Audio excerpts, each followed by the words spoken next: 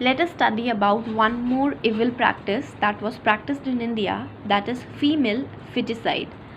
One of the fallout of the dowry system is the practice of female feticide.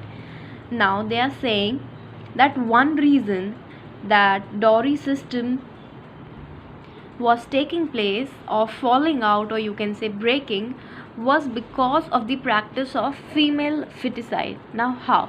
Understand the relation. Even today, daughters are considered a financial burden by many people. Thus, female feticide is in the rise. Now, what is female feticide? Female feticide basically means whenever a girl child is born, okay, so the girl was killed within the fetus, or you can say the womb of the mother, okay, or you can say in general language the process of abortion. So in general, female feticide means killing of a girl child within the mother's womb, okay. So what used to happen when girls are born, so they are not considered good, they are considered burden. Now why are they considered burden? Because since the birth of the girl child, there is a pressure among the family of that girl that one day the girl has to get married. So for that marriage, a lot of money needs to be given, okay. That was in the form of dowry, which we have already studied, right? So the parents were always under a pressure. While if a son is born, it is considered good. Why? Because son will always stay with the family, will earn after the parents will get old, and will take care of the parents, right? While the girl will move to another family. So that is why a girl was considered burden, because of the whole system of marriage and the dowry. Now who will actually want, so girl was considered a financial burden, so who will actually want a girl to take birth in their family? So before a girl used to take a birth within the womb of the mother only, it was killed. So now you can understand how dowry and female feticides were taken place. For example, both are related. Nobody actually wanted girl child to take birth, because if a girl child will take birth, we know she has to get married, and the whole system of dowry used to take place.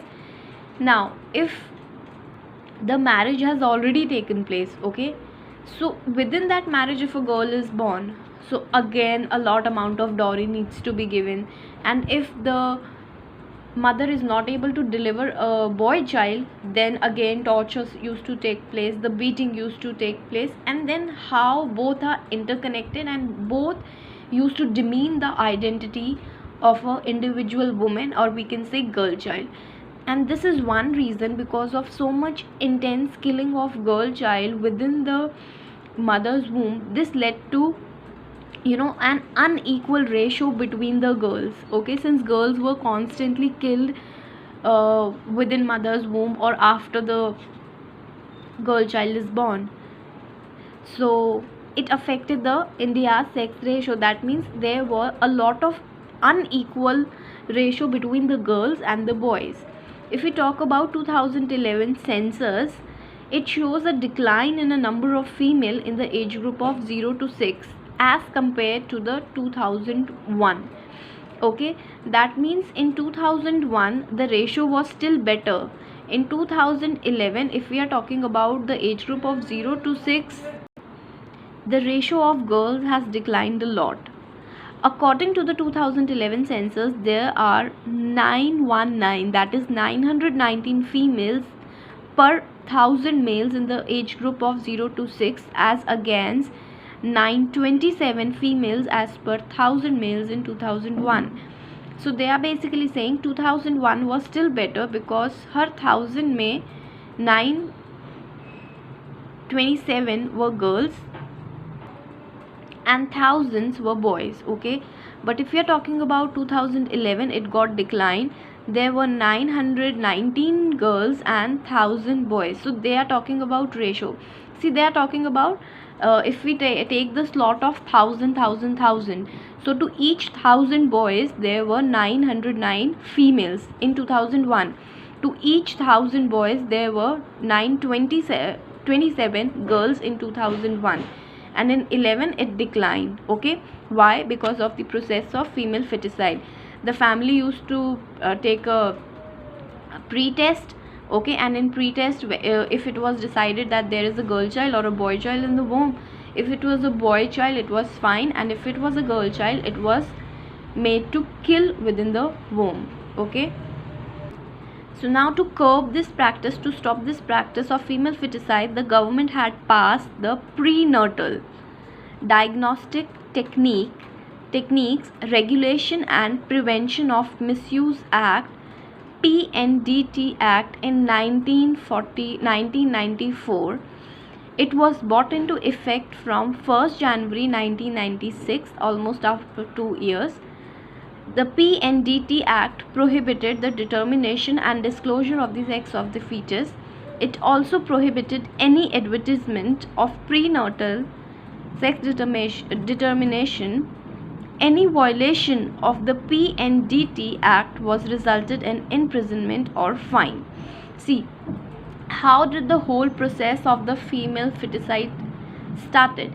It started basically with a test, that is prenatal. Before the birth of a child, the family used to determine that whether it is a girl child or it is a boy child. So the whole problem started with this test only. So after the curb of the government, in order to stop this practice, this act was passed which says that you cannot diagnose diagnose the identity of the child, or you can say, if it is a female child or a male child, you cannot do such kinds of tests. So there was a regulation over that, and it was prevented from misuse. Also, it was said that it was passed in 1994, and it was said that if anyone is caught either having that text, or doctors doing that test, or if there is any kind of advertisement which is actually promoting about these kind of tags, so it is a punishable offense under this act, and there will be imprisonment, that is going to jail for a certain period, and a fine too, okay. So it is not on the fine on the doctors, it is fine on the parents, or you can say family which is involved in that, okay, who are forcefully doing this. Also, the kinds of advertisements, if somebody is trying to advertise it illegally, so that is also a punishable offense under this act. So I hope you are clear with these two concepts of female feticide and dowry, how are they interrelated and how they both were evil practices.